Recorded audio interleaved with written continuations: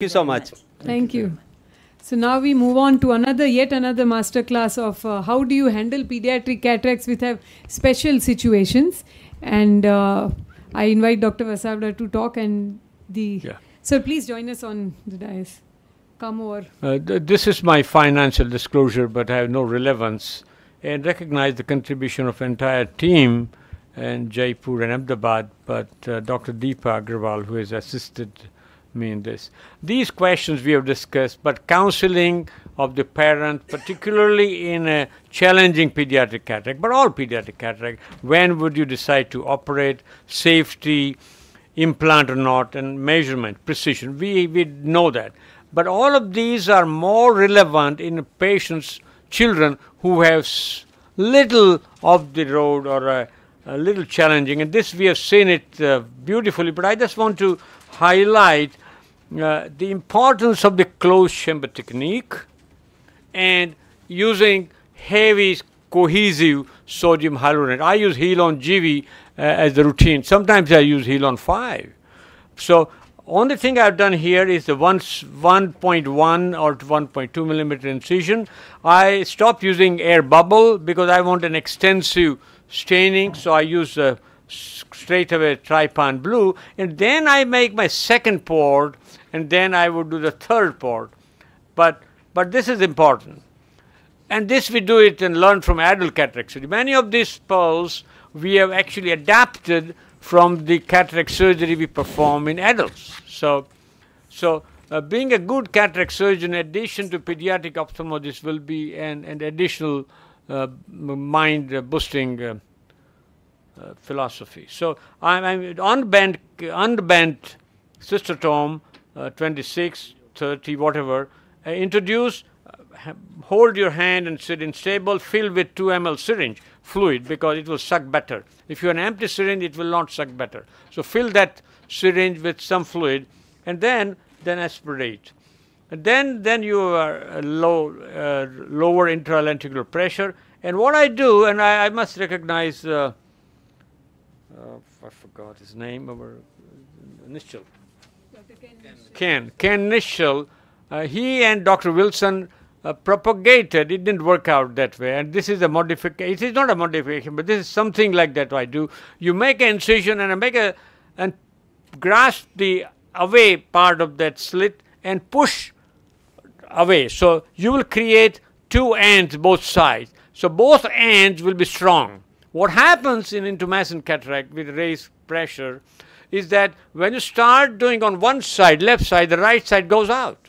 So if you push both against you, it will create a strong margin and there is no chance of Argentinian flex sign or whatever. So, and then take your time, grasp, regrasp, and create small rexes. And Dr. Gimbel gets the credit of 2-stage rexes. He did it in a multipuncture capsulotomy, but we then published with Dr. Jagruti Desai, and we call it I and D rexes. Initial small, definitive large, because even if it's all this viscoelastic closed chamber, still the capsule being elastic can run to the periphery. So smallish rexes, sufficient so that you can have your port, and then this is the irrigation aspiration, and then now I'm going to do a definitive rexis. I can do it after putting implant, but it's difficult to put implant through this one. So I do it before implant. Sometimes I do it afterwards, but this is a more than not often, So I'm making a large sufficient so that capsular fibrosis, which is so common in these children, will be less. More the anticapsular IOL fears the capsular rexis. So that's something is important. And then you need to perform a posterior capsular rexis later on. But take your time, grasp and regrasp, and enlarge it to that level. I'm not able to move forward here somehow. That bar is not coming. Yeah, sorry. Can you say like this? There's no bar coming here. That thing. I want to move forward. Or we can show it in here if it comes there. No, here you won't get a scroll.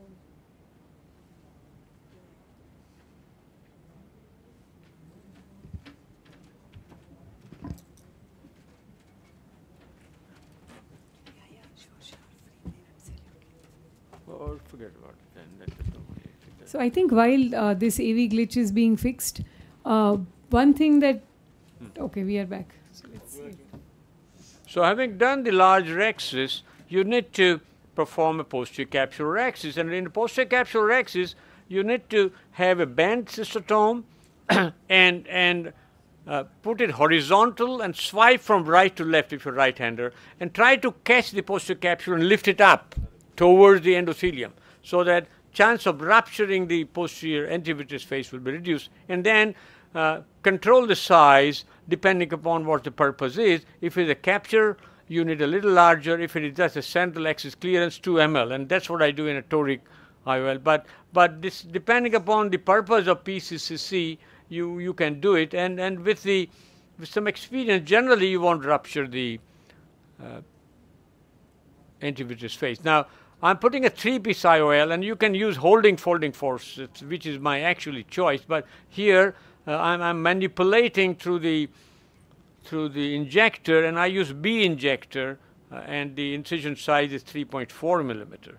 And I place the 3-piece haptic into the bag, and then, as you saw earlier, I'm just pushing that optic posteriorly and creating the optic capture.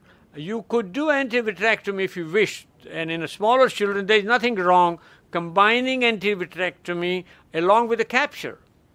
There is no harm doing both, or any of these. But certainly in children under over 6 months, you can get away with without antivitrectomy for sure.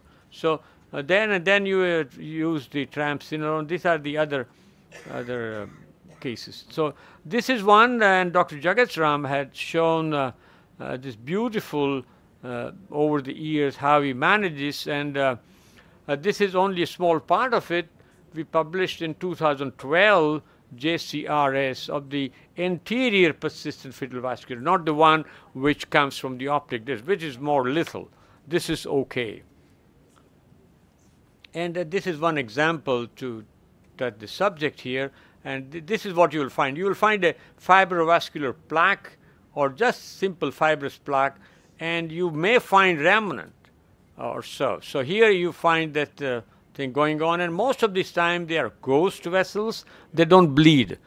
And even if they ooze some of it, you don't need to treat it with cautery. But if you have it, it's nice. And I had to do only once or twice in my memory. Generally speaking, such antivitreous anterior hyaloid don't do any much. Now, the point is, if you aspirate, if you aspirate with vitrectomy, it will drag on the vitreous base. And so try to use non-aspirating techniques. And these Greisch-Haber scissors from different ergonomically suited incision direction, you cut it with minimal traction and aspiration, and then you excise that plaque, and you will have to cut that stalk blood vessels. Sometimes it oozes, but it is hardly. So I'm just severing that element, and that thing which floats in the vitreous, God knows what happens to that, but it's not a clinical situation. So having attached that, I'm able to remove that. I'm careful that if I don't want to leave it out until I'm sure that there is no vitreous coming. Otherwise, the vitreous will come into the incision. So take your time and do that. And now you can consider putting the lens, and I'm putting the lens. You can put it in the bag or in the ciliary sulcus, wherever you want to put it. You have a central axis clear, and as long as it is symmetrical, that's fine. So I'm putting it under the iris as ciliary sulcus fixation, and you can capture this through your anterior capsular axis, and that's what I would recommend to do that. So this is another 6 months old unilateral cataract, and although we didn't discuss UBM, things we find very useful in UA and many of these secondary implantation and some of these mature cataract, and this is one of the lentic globus. And surgical wise, it's not a big issue. you need to produce a anterior capsular axis like you would do, and then what is important then, why is happening? This is terrible. All right, so we will have to watch this, it seems. I removed the cortex now, and you can see that this whole posterior capsule is so fragile. It is sort of bowed, concave facing us with this material on it. So I'm putting the 3-piece IOL in the back, securing the IOL, and that leading haptic going underneath the anterior capsule. I'm not touching the posterior capsule, which is intact but very frail and thin, and it actually fluctuates. So now I'm removing that viscoelastic OVD, but posterior capsule is intact, as Jagat Ram suggested, to lift it up and do that. And now I'm going to pars plana and removing that central thin posterior capsule with some proliferated cells on antivitreous phase in that area, and also posterior capsule. So because it's a pre-existing defect, pre-existing lenticonus, there is a strong margin of that, and that will act as a posterior capsular axis and always secure the incision, as you heard Professor Ram. And this is one more case. Tell me when the time is up. But when you see this granular, and I must recognize Professor Dr. Daljit Singh, who first actually described this granular signs or dots on the posterior capsule, and he related this to the posterior polar cataract and described the onion thing. But the dots are very important.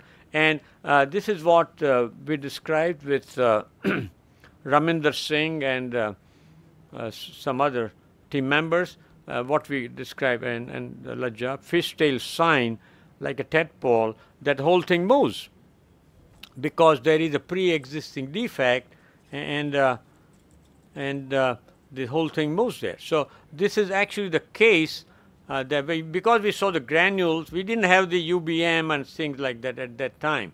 So we anticipated that defect there, and we removed that, and now you can see that the whole thing is fluttering.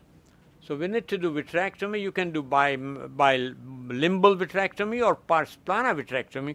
I prefer pars plana, but there is nothing wrong with bilimbal. Continue doing bilimbal vitrectomy if you're doing it. And quite often I do that, even now. So that's not an issue. And then you can put the lens in the bag and whatever. All right, so I think that's it. No, these are the same eyes over the period of time. I think that's fine. All right, thank you. Right, thank you. Thank you. Any questions, comments from the audience?